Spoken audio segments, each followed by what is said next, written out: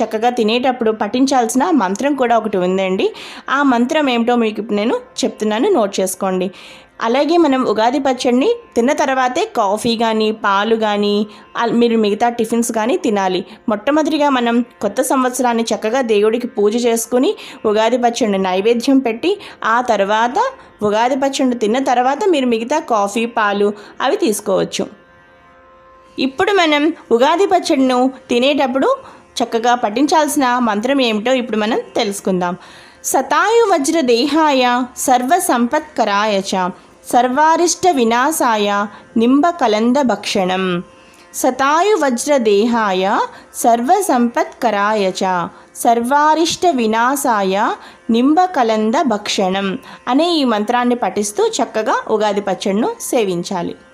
చూసారు కదా ఫ్రెండ్స్, ఈ వీడియో కనుక మీ అందరికీ బాగా నచ్చినట్లయితే తప్పకుండా లావణ్యాస్ లైఫ్ స్టైల్ ఛానల్ని